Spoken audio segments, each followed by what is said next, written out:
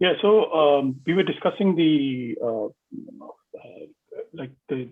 situation here in Australia. So I think it's a bit different here, and I think it's also an opportunity here because the number of people are currently coming in. So Pakistan was one of the top countries where people have immigrated from here in Australia in the past few years. So I think that's also an important thing going on here, and we have the opportunity to improve the situation rather to stick with things that we have already in other places. So people coming in, as Haseeb also mentioned, that we need to integrate in a sense that people should know what the Islamic beliefs are, how normal people are living, and what's going on in our community. So that's my point here. Right. Thank you, sir. The next question is that do you think that is this only the social media that is responsible for spreading these? I think, like I just said before as well, it's not just social media. Is this the organized media, like the electronic media itself is doing that? Or media is one of the biggest reasons for Islamophobia. At the same time, I'll explain another scenario to you as well. If and I don't feel shy saying this, like I said earlier on as well, every country, every nation in one way, shape or form, they are racist, yeah? And this Islamophobia is not directly, racism is not directly Islamophobia, but it's linked to it in some way, shape or form. The biggest example is in last 20 years, we saw a lot of immigration from Afghanistan towards Pakistan, yeah? Ask every single one of you, put your hand on heart and ask yourself, do we accept them equal as us up to today? We still look at them when they're in our country. We still look at them and look down on them in some way, shape or form. We're not willing to treat them equal, are we? So the same effect is happening here. In last 30, 40 years, like Bilal Bhai said that even in the UK, India, Pakistan, so South Asia was one of the biggest regions from people migrated to Europe, especially when this Mangla Dam was built. 80,000 people migrated in that time, and then obviously they got married here, the next generation. So now in the UK, we are seeing the fourth generation from the people who moved back in 60s and 50s after the Second World War. So there are so many other reasons. Media is one reason. Extremist people within ourselves, they are one reason. Us not integrating in communities is a reason. But at the same time, I personally think that immigration is one of the reasons as well, which shouldn't be the reason. And I think the reason they take it as a reason is because, again, we don't integrate within the communities that much. So it comes back to the same point again that so are these organized efforts by government, or you can say the state-run medias, or just random social media, just they are doing that? So is this a kind of organized thing like we have seen in France recently, or what kind of? Like I said, I'll be very honest with you. Look, we live in this country, and I always say the biggest hearted nation in the world is English nation, and they're willing to change anything for anybody. They're willing to accept anything. But the problem is we are very negatively politicized people. It's in our nature that we want to create a minority within a minority. I'll give you some very active examples, and I always oppose these people. Let's say we are 2% Pakistanis living in the UK if you calculate the total population. So even within 2%, we're not on one page. We have to split ourselves. Some, let's say, 20% support PMLN and 30% support PTI, and we have proper organized parties here in the UK as well, which I am personally very against. When we are in our own country, fair enough, you can support whichever party you like. But when you're in a minority in a country, you should be on one page. So based on them differences, we're not willing to talk to other people. So let's say if you're living here with me and you support PMLN and I support PTI, I'm not willing to talk to you. I'm not willing to sit down with you on the same page. So how am I gonna gather with you and communicate with other communities? The biggest example, which is coming in the next few days, is we've got Eid coming, yeah? And 50% of us are doing Eid on Tuesday, 50% of us are doing on Wednesday. So it's a very big dilemma. People are confused. People who are working in different companies, they say, you Muslims, you belong from one country, but how on earth is this possible? It's like us. They give examples as well. It's like us having half of us having Christmas on 25th, and then half of us are celebrating Christmas on 26th. How do you work that out? And there's no answer for that. We can't explain that. Exactly. So we have too many differences between ourselves. So we need to overcome the differences between ourselves first, so that we can fight with other nations, or we can sit down with other nations and explain to them that, look, you're not bad people. Exactly. Thank you so much. Okay, my next question is from Hanan Bhai. What do you think that are Jews responsible for spreading hatred amongst Muslims, or what do you say about that? So personally, I think that the Palestinian issue itself is the cause. These are not just Jews, these are our weaknesses. I would say in one word, deep pockets, like our foreign minister have said. So coming back to the empirical evidence, there's a famous investigation from Al-Jazeera network, and it is available on YouTube. I would give a link, inshallah, in the YouTube video as well. So there is a famous investigation conducted by Al-Jazeera, and they have seen in United States, there are certain personalities like Pamela Geller who are very socially active on Twitter, and they are tweeting hundreds of tweets literally in the weeks, and using words like ban Sharia law and Muslims gonna take over. And I would request other participants to kindly mute yourselves so that nobody gets irritated. So, and when they check out that who are the sponsors of these activists like Pamela Geller, and they have seen that there are unknown people who have donated from frontman. And when they dig in, they have seen that the same donors who have donated anti-Islam rhetoric through such activists, the same donors have donated for the cause of Zionism for Israel. So there's a clear empirical evidence that Jews are behind spreading Islamophobic hate. I would not say that whole the whole role or the whole main cause are Jews, but Jews are certainly one of the major causes. And there is a famous book written as Islamophobia Industry. You can check out, it is a good read on that subject. So over to you, Bilal. I would like to say something here. The notion, I would have to intervene here. The notion that saying that Jews are doing this or some evangelical Christians doing that and this and that, I think that's also the point that we are trying to make, that if, say, 10% of the Jews are doing this thing, and we can't call upon every Jew and say that they are building up this narrative. It is the same thing that's going on with us when we are talking about Islamophobia. So I think the notion that there would be some Jews doing this, there would be some Christians doing this, there would be some agnostics or even some atheists doing this, but smearing the whole community, that's the problem that we have. That is the problem that we are coming up with. A faction of people calling themselves Muslims, they are doing something in the name of Islam, and we are all being smeared with the same thing. So I think calling that, I am not saying that there are not factions of people within each community doing something against the others, but saying the whole thing, it's going to be anti-Semitism then we are talking about. And to be very honest, Muslims are almost at the forefront of people advocating against anti-Semitism.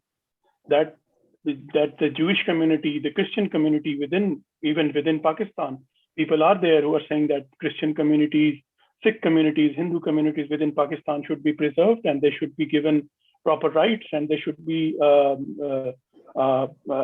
they should have security in terms of security from the state. So I think going that path, it's a very dangerous thing to say and to go beyond. But the thing that I wanted to talk about, as Haseeb was also mentioning, that there are two ways people, especially in the Muslim community, they are responding to this. Firstly, the one group is that is internalizing this whole terror thing and Islamophobia thing. And by internalizing, I mean that when I am a member of a community and I'm saying that we have this problem, and yes, there are people within our groups that are doing this kind of thing. So this is internalizing. There is a study that is that's done almost like 3 or 4 years ago, which says that Muslims are twice as much prone to internalizing Islamophobia than any other community. So that's around maybe 30 or 33% of Muslim population feel that the problem is coming from the Muslim population within different kind of countries. On the other hand, Christians and Jews and other religious communities, they are around maybe like 13 or 14 or 15% of those think that the extremist behavior done in the name of their religion is coming from within. So we are conditioned in a way to accept that these factions are from within us and they belong to mainstream Islam and how people are behaving. But I am going to reinforce my point that these are only a faction of people that are doing, and we don't have to be apologetic about our religion in a way that we won't say that, okay, Islam is something that is giving them this power, or Islam is something that is radicalizing them. If Islam is something that is radicalizing people, why aren't there 1.5 billion radical Muslims? There is only a faction of people, and we have to understand that the people who are against or fighting against these fringe groups are Muslims. Look at Syria, look at different factions within, for example, Lebanon, look at different factions working within the areas that are facing civil war, especially in the Middle East. Who are at the forefront? Muslims are. And who are they fighting? They are fighting the so-called Islamic terrorism or Islamic terrorist groups. So who is at the forefront? Muslims are. So we don't have to apologize for something that is done by some extreme group and say that, okay, we want to change, or we should change the interpretation of Islam. We should definitely give a counter narrative in a sense that we should clarify the things that we believe in, clarify the things that we are brought up with, and to tell them to different people who are, I'm going to say, illiterate about the Islamic culture and Islamic values and what the Islamic theology is. So they are just seeing what the media is portraying, and media is portraying that fringe group of people and their beliefs as the belief of every Muslim around the globe. So I think we should be like very careful in this regard, that we should understand that the population of majority, like maybe 99.9% of the Muslims, they are everyday Muslims. They do about their prayers, they fast in Ramadan, they would try to go to Hajj. Whenever they have enough money, they will give zakat. They will follow the 5 pillars of Islam.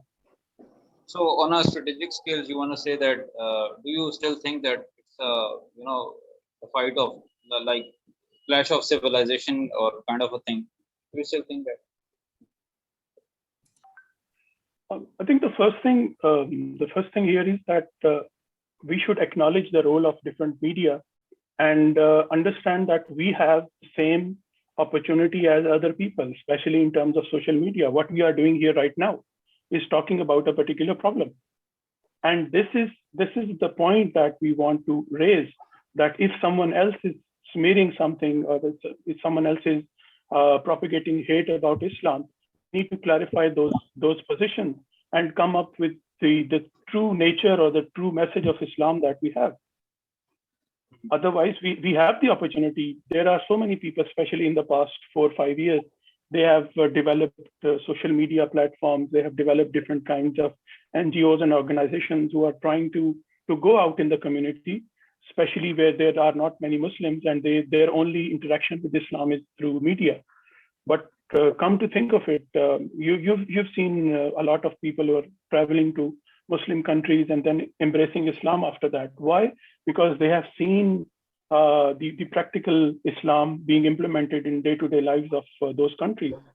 You would see Haseeb Saab would know there are a bunch of English vloggers, especially in the past 2 years, who've gone to Turkey and who've gone to Pakistan and visited Morocco and visited even Afghanistan or Saudi Arabia, and they have gotten close to people who are Muslims. They call themselves Muslim. They are practically implementing their Islam in their lifestyle. And when they understand that, when they meet with those people, there are so many things that are the misconceptions about Islam are being carried away. Right. So Hanan bhai, do you still think that it's narrowly just ethnic issue or religious issue, or just it's a broader picture? What are your views about that? So I would like to respond to your previous question, and I would like to link it there. Please. So I think you talked about clash of civilization. It was an article written back in 1990s by a famous author named Samuel P. Huntington. It's a famous read. Everyone, most of us have already read that. And he stated that, to people who don't know, he stated that the wars between capitalism and communism are over. The next mega wars are going to be two civilizations or different civilizations are going to conflict, and the major conflict would be between an Islamic civilization and Western civilization. So Mr. Bilal,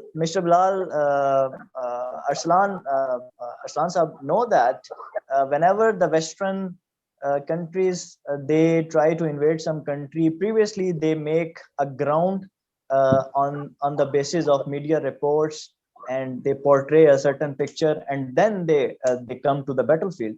They set a ground first. So it is clearly, I'm sure of this fact that it is a clearly going in that direction, that the Western media, we name it like Fox News and other, they are pouring anti-Islam hate all day and all year. So they are setting ground that using words like Islamic terrorism, Islamic menace, radicalism, Islamic radicalism. Why not they have used these words when a white supremacist terrorist butchered 50 people in New Zealand? Nobody blamed that the whites are terrorists or the Christians are terrorists. So why they are using words like Islamic terrorism? So clearly there is a media war, there is a clash of civilization, and there are certain clues in our Islamic literature as well that there is going to be clash at the end of the times. And I think we are all the signs are in that direction. Please. So my next question is, it's kind of linked with that many things that these are some political issues within ourselves, and when we talk about anti-Muslim campaign outside around the globe. So we have seen that in the form of Donald Trump, Macron, and Modi, they were using their campaigns, their political campaigns against a particular narrative against Muslim. So do you still think that it's kind of a political thing, or what? Sir Haseeb, please, could you please respond? I was making few points, and I'll start off by just adding some more to what Bilal Ayub said, and I will 100% back all the points he's mentioned, and it's very right. You can't just blame everybody for some sort of thing. Let's say when one so-called Muslim organization or a so-called Muslim goes out and blows something, we all try and justify and clarify to people that look, he's not from us, he's not one of ours. And definitely that's not Islam is about. At the same time, I think it's a bit unfair if we start blaming all the Jews that, oh, they're all bad. No, I personally know so many Jews. Obviously, I'm living in a very multicultural city, and I personally know a Jew who's a retired man. He's an old man, and all day what he does campaign for Gaza. He does campaign for Kashmir. He speaks against all the atrocities happening across the world, especially against the Muslims. So he's a prime example in front of me. So I'll never say that, like we say, all five fingers are not the same. So you can't just blame the whole nation or the whole society as the same. There are people with different opinions, different point of views. And I think the only fair way to treat anybody is the way we expect ourselves to be treated. So if one person goes out and does something wrong, the way we want not to be linked with it, we shouldn't link all them as well together. another main reason of this, especially in the UK, which I personally feel, because a large number of people moved to the UK, over 100,000 people moved to the UK in 60s. People who didn't play a very positive role, and again, I'm going to get a lot of hate for saying this, but the biggest failure was from our scholars. People who came from there or who became scholars here, they played a very, very negative role. I'll give you an example. 5 years ago, I was in a mosque in Bradford, one of the biggest mosques in Bradford. And on the wall, it had written that you can't talk in the mosque, strictly prohibited. And underneath in Arabic, it was written Al-Hadith. So I looked at it, and it was, I think, 27th of Ramzan. There was a Khatam of Quran about that night. So I waited for the whole event to finish, and the Mufti Ansar Sahab, I was in his mosque actually. So I waited for everybody to go. I went up to him nicely and I said, look, you've given the reference of Al-Hadith underneath it. Can you please give me the actual Hadith number or the reference of Hadith? Yeah, no problem. This is my number. Take my number. Within a few days, ring me and I'll give you the reference. Okay, no problem, because I had not come across that kind of Hadith. 4 or 5 days later, I ring him, no response. Luckily or unluckily, a couple of weeks later, I happened to be in that mosque again. So I went and I asked him, I said, look, Mufti Sahab, I asked you for the reference because that Hadith doesn't ring a bell to me, or I've not seen it anywhere in Islamic literature. So please, either you provide me the reference, or if you can't give me the reference, please take that down until you can prove that that's actually Hadith. Very kind of him, he took it down. So I started having a conversation with him to break the ice. I didn't want him to think that I'm being awkward or I know more than him. So the reason I blame our Islamic scholars that they played a very negative role, they made the mosque such a place that everybody needs to just come there, pray, do sajdah and just get out of there. No. You know, in our Prophet's time, people used to come and sit in Baitullah, discuss all the personal problems, all the personal fights used to be discussed there. Yeah, Ever visited the Muslim society or community, he used to stay in Baitullah, right, in the mosques. So why are we pushing people away from our mosques? Why are we pushing? You know, as a community, we don't need Pakistani community centers here, you know, in Western countries. We don't need separate community centers. Yeah, there was this So that's why the youth is running away. I personally seen this with my own eyes so many times. If, you know, a young generation is in the mosque, they're strictly told, shut up, don't speak, just listen to what Imam is saying, even if you don't understand it. Half of them don't even understand Urdu, and the khutbah is still in Urdu, or the takreer is in Urdu. They're not even understanding, and they're still told to stay quiet, listen to it, and just get the hell out of the mosque. That's not Islam. If you're not understanding what the Imam is saying, surely you should have. Then secondly, you're not allowed to question Imam. Whoever Imam is saying, if it's right or wrong, you can't question him. As soon as you question, you will get blamed something that, oh, he's lost the plot. So again, the third thing, because of that attitude, the youth has gone far away from the actual Islam. Islam is very easy. The way our mullahs have made the Islam, it's nowhere near like that. So I think in last 5 years, especially because now in the UK, we have the 4th generation of the people who migrated from Pakistan. So the youth which has studied Islam in the UK, they're slowly taking over the mosques, which are elderly people, my granddad or anybody's granddad, they're not liking, they're losing the control. They had that mosque committee in their control, they're losing that control, which they're not happy about, but things are getting better. Like Bilal Bhai said, first time in the history of the UK, last year we conducted this, not last year, year before, so just before COVID in 2019, whole of the UK in April, we conducted Open Mosques Day. So for the first time in last 80, 90 years, the English community, the non-Muslim community came to the mosques, actually saw us pray, how we pray, what we actually do in the mosque. And so many people, I personally interviewed so many people for the TV, and they were like, we were not sure what you guys do in the mosque. We thought you just sit in the mosque and plan to take over the Western countries, which is not true. So that has clarified so many misperceptions. And just by our youth coming forward, taking over the mosque, so now the imams are English speakers, the things are getting better. Where we have negative points, there are some positive points as well. Right. Nanda, you want to say something? Yes, just about asking questions to Imam, I just came across a very beautiful example. When Hazrat Umar radiallahu ta'ala anhu was caliph, and he was setting a limit on haq meher. So a lady in mosque, she raised her hand, she stood up and said you cannot put a limit on haq mehr when Allah has not. Well, put your any hand limit. is raised. You can unpraise it, please. Yeah. So yeah, I would. So I was asking that if the questions can be asked from caliphs in the mosques, so why not we can ask question to imam in our local mosque? That was simple answer question. Right.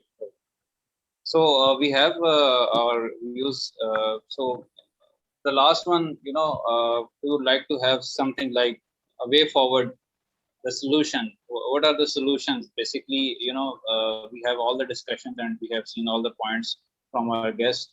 So my last question is that what are basically the steps we can follow to reduce or to stop this Islamophobia concept, or basically how we can reduce it. So Bilal, could you please answer that? There are several ways forward, but the main way is to open up ourselves. And by opening up ourselves, what I mean is that being open to the other communities, being respectful of them, and inviting them in our houses, inviting them into our communities. I have seen so many people who have opened up to their neighbors, especially living in the Western countries. The problem with our communities here is we usually don't know who our neighbor is, what they are doing. If it's like if his name is Peter or his name is some other name that I don't know. But the point here is that we are not doing the outreach that we need to do. Being opening up to our neighbors, being open up to our communities, inviting them to our houses, our community centers, our mosques, and giving them what the real Islam is and how Muslims are following that. And that is not going to come in easy, especially when we have, as Haseeb Sahab mentioned, that we have our own prejudices against our own community members. That one member of the community might not be able to open up to or go to the other one's mosques. Especially here, people usually, or especially non-Muslims, they usually don't know about Islam, but they know that there is a schism between two groups of Muslims, either Shia or Sunni.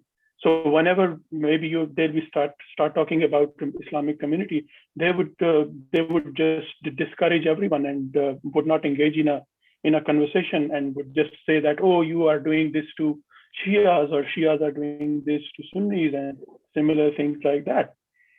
That is, and the problem is that this problem is not being addressed within our own communities. So once we are not engaging with our communities, we are not getting them all on the same page and making a front against Islamophobia and giving out their opinion and giving the real picture of what Muslims are and what Muslims are doing. And I think that's the main problem. Firstly, to gather ourselves into a cohesive group of community in the name of Islam. As Haseeb also mentioned that with the dawn of nation states, we have another layer of identity associated with us now. So it used to be that we are Muslims, and then we are when we belong to any other nation or any other level of identity. But now it's the other way around. First, we might be talking about Pakistani, we might be Kashmiri, and then we are Pakistani, and then we are Muslims, or then we are Asians, or then we are Muslims. So making the priority our belief, our priority, and getting on that common point is very important. And the second is outreach. Outreach in a sense that going out to people, meeting with people, giving them their side, giving them your side of the story, clearing their misconceptions. It's really important. And as I mentioned earlier, that we don't have to apologize for what a fringe group has done, but we have to give away our own point. Yeah. Sorry. Thank you, sir. Thank you. Haseeb, by final words, please. 1 minute, just please. I think all good points have been discussed, and so I think to overcome this, we should, and I don't feel bad saying this, we should learn from our neighbors. I have seen Indians living in the UK. You go to any small village, any big city, you will see one Indian family which is living maybe 200 miles away from the other family. They love to integrate. They integrate with other communities. They talk to other communities, and I think that's their success as well here in UK. They're a lot, in politics they're ahead of us.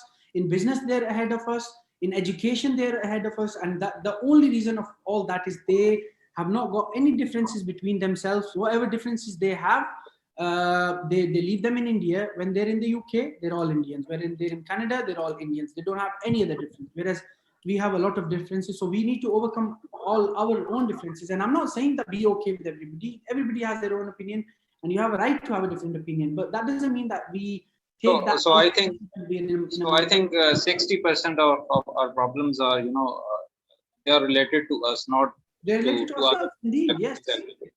Exactly. So, right, Hanan bhai, your views, and then we can ask questions.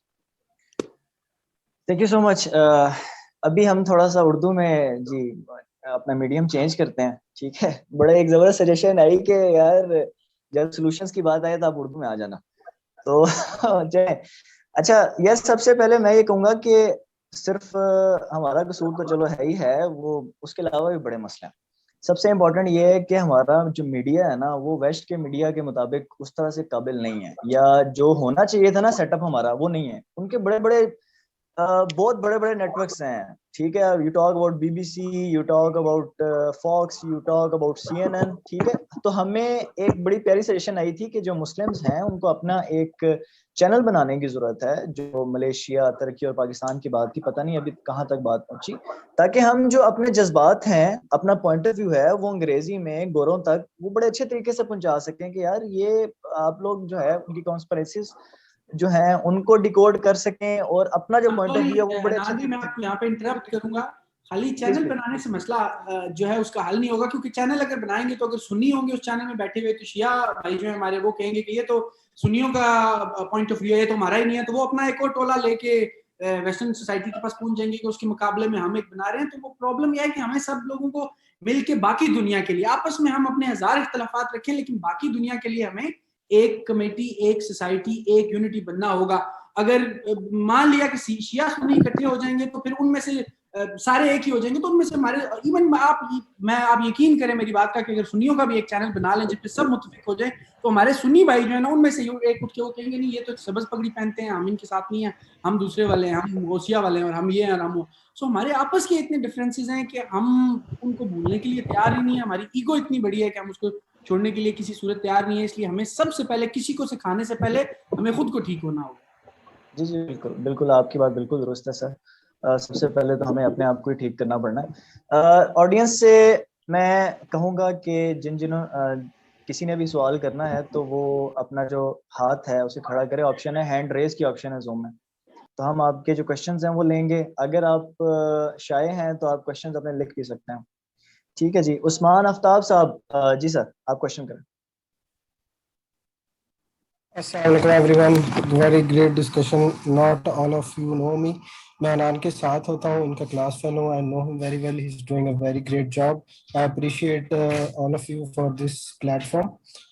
और मेरा question ये था, not of all, मतलब एक question नहीं है, as a suggestion भी है कि जब आप कम्युनिटी की बात करते हैं, इसको इंटीग्रेट करने की बात करते हैं, तो एज ए नेशन आपको सामने रिलीजन को थोड़ा सा इंटीग्रेट जब आप करते हैं, तो क्या आपको इस चीज की जरूरत नहीं है कि जैसे एक यूनाइटेड नेशन बन चुका है, जो हमारे ऊपर भी इतने डीप रूट्स उसकी जा चुकी हैं कि हमारे इकोनॉमिकल सेट्स हैं, हमारे एजुकेशनल जो सारे रूल्स हैं और जितने भी रूल्स हैं ऑलमोस्ट उनके अंदर उनकी रूट्स जा चुकी हैं यूनाइटेड नेशन की.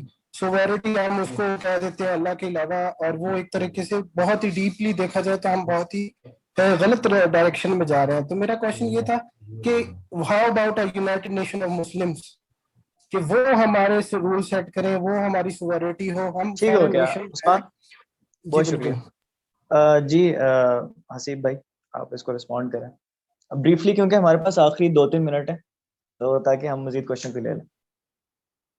आप अपने आप को अनम्यूट कर लें हसीब अरसलान भाई.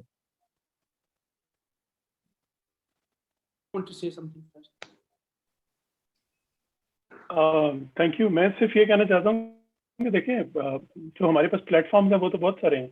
OIC बना, उसकी मुखालफत में कह लें या उसके अगेंस्ट कह लें. मलेशिया ने कोशिश करने की थोड़ी सी करने की कोशिश की तो उस पर धमकियाँ मिलना शुरू हो गई. तो the problem is not media. The problem is कि हम बहुत सी चीज़ों को ना एज अ बिजनेस लेके चलते हैं. हमारे पास डॉन न्यूज़ है, उसने इंग्लिश में चैनल स्टार्ट किया, कुछ अर्से के बाद बंद कर दिया. हमारे पास मतलब जो मुस्लिम प्रोपेगेशन है उसके लिए तो अल जजीरा ही रह जाता आ जाके, और वो भी बहुत से ग्रुप्स हैं वो उसके अगेंस्ट इसलिए सोचते हैं कि जी वो कतर का टीवी है, उनका स्टेट एजेंडा उसके ऊपर चलता है और इस तरह की चीज़ें हैं. हालांकि मतलब Al Jazeera is doing a very tremendous job. Al Jazeera plus उन्होंने सोशल मीडिया प्लेटफॉर्म बनाया अपना. अल ठीक है जजीरा बिलाल भाई, इंग्लिश और दूसरी चीज़ें TRT ने सॉरी स्टार्ट किया है. तो इट्स सॉरी गेटिंग देयर. आपको इंटरप्ट करने के लिए सॉरी. हमारे पास टाइम कम है. एक और क्वेश्चन जवाब, आप क्वेश्चन ब्रीफली करें और उसके बाद हम वाइंड अप करें. जी, मेरा हसीब भाई आपसे एक क्वेश्चन है कि अगर इस्लामोफोबिया पे फॉर एग्जांपल अगर कंट्रोल नहीं होता, ठीक है, तो इस्लामिक सोसाइटी पे इसका इम्पैक्ट क्या होगा? क्योंकि जो हालात जा रहे हैं वो बहुत डेंजरस हैं, तो उसका लास्ट पे क्या इम्पैक्ट क्या हो सकता है, ये जरा थोड़ा सा ब्रीफ कर दें. मैं आपको बड़े फ्रैंकली और ऑनेस्टली एक बात बताऊं कि यहाँ पे लोग जो हैं इस्लामोफोबिया की बढ़ते हुए जो वाकयात हैं उसकी वजह से ये तक सोचने पे मजबूर हैं कि शायद अगले 15-20 सालों में वो लोग जिन्होंने अपना घर बार सब कुछ छोड़ छाड़ दिया है, कुछ भी नहीं है ना पाकिस्तान में, अब पिछले कुछ सालों में वो लोग ये गुफ्तगू भी करते नजर आते हैं कि हमें क्या पता यहाँ से निकाल ना दिया जाए, हमें मुल्क बदर ना कर दिया जाए, हमें ये मुल्क छोड़ के ना जाना पड़ जाए. तो इसके बहुत बहुत नेगेटिव इम्पैक्ट जो है वो हो सकते हैं. और अगर अगले आने वाले कुछ सालों में इसके ऊपर सीरियसली गवर्नमेंट की तरफ से भी और हर आम बंदे की तरफ से भी मिल के काम ना किया गया तो हमें बहुत बुरे इसके कॉन्सिक्वेंसेस जो है वो देखने को मिल सकते हैं. ठीक है जी, बहुत शुक्रिया उस्मान साहब और दीगर पार्टिसिपेंट. इंशाल्लाह हम कोशिश करेंगे कि बाद में वो डिस्कशन रखते रहें. हसीब भाई भी हमारे साथ हैं, बिलाल भाई भी. तो हमारे पास टाइम कम है, हम इसको क्लोज करते हैं. बहुत शुक्रिया हसीब भाई, आपने अपने कीमती वक्त से निकाला. हमारे लिए मैच भी चल रहा था, पता नहीं मेरे ख्याल से पाकिस्तान हार गया शायद या हारने की तरफ है. मैसेज देख रहा था पाकिस्तान हार गया. खैर बिलाल अयूब साहब बहुत शुक्रिया सर, बहुत शुक्रिया एवरीवन. और क्लिक एंड हेल्प हमारा जो एजुकेशन है, हमारा एनवायरनमेंट का काम है, हमारा चैरिटी का काम है, उसको ज़रूर देखिएगा. यूट्यूब पे भी इंशाल्लाह अपलोड होगा. Thank you so much. और अल्लाह ताला से दुआ है कि हम अपने आप को भी बदलें और उसके साथ साथ हमें इन मामलात की अवेयरनेस भी होनी चाहिए. बहुत शुक्रिया जी. अस्सलाम वालेकुम व रहमतुल्लाहि व बरकातहू.